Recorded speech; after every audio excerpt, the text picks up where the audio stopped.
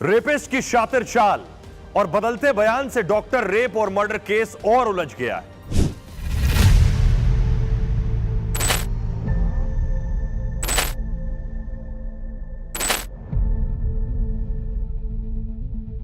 Court में जाते ही संजय रॉय रोने लगा और चिल्ला चिल्ला कर कहने लगा कि रेप मर्डर उसने नहीं किया। अब सवाल उठ रहा है, क्या किसी के इशारे पर संजय रॉय नई नई कहानी बना रहा है या फिर कोई है जो रेपिस्ट को बचा रहा है? सीबीआई के सामने भी बड़ी चुनौती खड़ी हो गई है।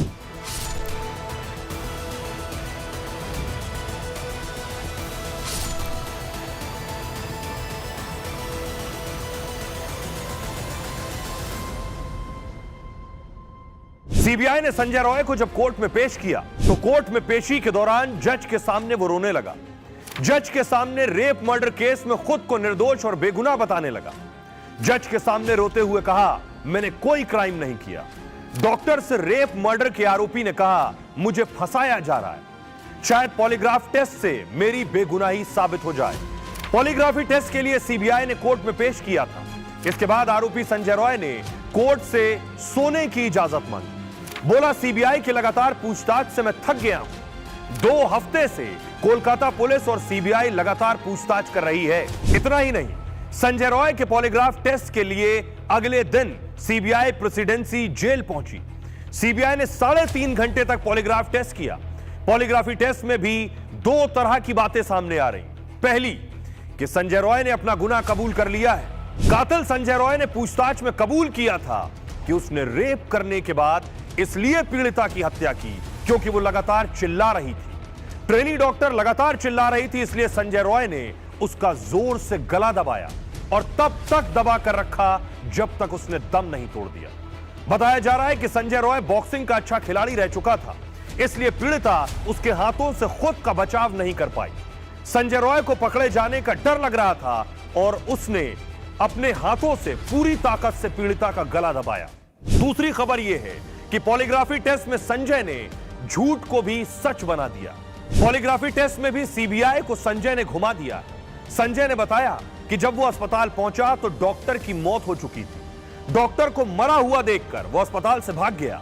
कोलकाता पुलिस के सामने रेप और मर्डर की बात कबूली थी। सीबीआई से पूछताछ में भी उसने रेप मर्डर की बात कबूली थी, लेकिन उसका नया बयान सबूतों से मैच नहीं हो रहा। पॉलीग्राफ टेस्ट के नतीजे अदालत में सबूत नहीं माने जाते।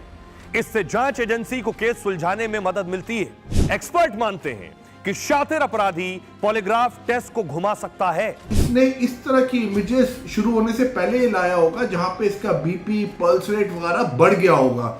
अब जब बढ़ गया है पल्स रेट, बीपी, तो अब मशीन, अब कोई भी आप उससे क्वेश्चन पूछेंगे तो वहां पे जो पॉलीग्राफ टेस्ट जो साइकोलॉजिस्ट और टीम ले रही है वो उसको आइडेंटिफाई नहीं कर पाएगी कि क्या वो सच बोल रहा है कि क्या वो झूठ बोल रहा है। अब सीबीआई के सामने कई चुनौती।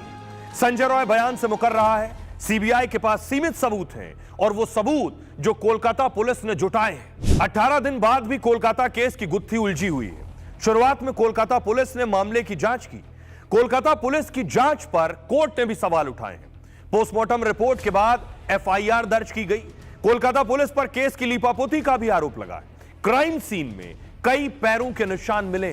क्राइम सीन को सुरक्षित नहीं रखा गया।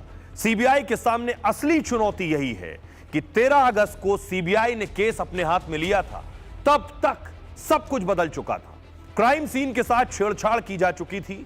9 अगस्त के दिन क्राइम सीन का वीडियो भी सामने आया, जहां क्राइम सीन पर लोगों की भारी भीड़ दिख रही है। क्राइम सीन पर पुलिस के साथ अस्पताल के कई अधिकारी हैं। पहले अस्पताल की तरफ से सुसाइड केस बताने की कोशिश की गई और डॉक्टर का पोस्टमार्टम कोलकाता पुलिस की जांच के दौरान ही हुआ।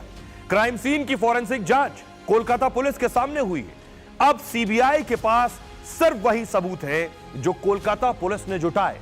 कोलकाता पुलिस अस्पताल प्रबंधन को कोर्ट से फटकार लग चुकी है कि सेमिनार हॉल के ठीक बगल वाले कमरे में तोड़फोड़ हुई थी। इतनी चुनौतियों के बाद भी सीबीआई में रहे अधिकारी मानते हैं कि कई ऐसे सबूत हैं जो संजय रॉय को फांसी के फंदे तक ले जा सकते हैं। क्या वो अकेला इन्वॉल्व है या उसके कोई साथ और भी दूसरे हैं? ये इस केस का जो सबसे अच्छा सॉल्यूशन है वो डीएनए फिंगरप्रिंटिंग के द्वारा है। अब सवाल यह है कि सीबीआई के पास कौन कौन से सबूत हैं। वो सबूत जो कोलकाता पुलिस ने जुटाए थे। इसमें संजय के कपड़े और उसके अंडरगारमेंट शामिल हैं। वारदात के दिन संजय ने जो चप्पल पहनी थी वो भी सबूत के तौर पर है। गले में ब्लूटूथ वाला ईयरफोन लगाया था। वारदात की जगह से संजय के हाथ और पैर के निशान भी मिल गए। संजय के बाएं हाथ, बाएं गाल और बाईं जांघ में जख्म मिला है। यह संकेत है कि डॉक्टर ने बचाव के लिए कैसे संघर्ष किया। चोट के ये निशान अब दरिंदगी के सबूत साबित हो सकते हैं। वारदात की जगह से मिले खून की जांच हो चुकी है और इसका सैंपल संजय के खून से मेल खा चुका है। कॉलेज की 2 सीसीटीवी तस्वीरें भी दिखी हैं। कॉलेज में आते वक्त गले में ब्लूटूथ था, वापस जाते वक्त वो ब्लूटूथ नहीं था। वो ब्लूटूथ सेमिनार हॉल में मिला। संजय रॉय का मोबाइल टावर लोकेशन भी राज खोलेगा। साफ पता चलेगा कि वारदात के दिन कितनी बार अस्पताल में था। जिस बाइक से संजय कॉलेज आया था उसकी फॉरेंसिक जांच चल रही है। बाइक में केपी यानी कोलकाता पुलिस लिखा था। जो हेलमेट पहना था वो भी सबूत बन सकता है। लेकिन एक सबसे बड़ा सबूत, फॉरेंसिक रिपोर्ट, जो अब तक सार्वजनिक नहीं हुई है। रेप और मर्डर के बाद सेमिनार हॉल में फॉरेंसिक टीम पहुंची थी जिसने क्राइम सीन से सबूत जुटाए थे। रेप या गैंगरेप की पुष्टि सीएफएसएल की रिपोर्ट से होती है। सीएफएसएल का मतलब है central forensic science laboratory. Private part की जांच से रेप या गैंगरेप का पता चलता है। फॉरेंसिक टीम प्राइवेट पार्ट से स्वैब और स्लाइड के नमूने उठाती है। इसके बाद इनकी डीएनए प्रोफाइलिंग निकाली जाती है और अगर प्राइवेट पार्ट में सिर्फ पीड़िता और आरोपी के डीएनए मिले हैं तो ऐसी स्थिति में फॉरेंसिक रिपोर्ट में रेप की पुष्टि होती है। फॉरेंसिक रिपोर्ट अभी सीबीआई के पास है। अगर फॉरेंसिक रिपोर्ट में संजय का डीएनए डॉक्टर के प्राइवेट पार्ट से लिए गए सैंपल के डीएनए से मिल जाता है तो संजय के खिलाफ यह बड़ा सबूत होगा।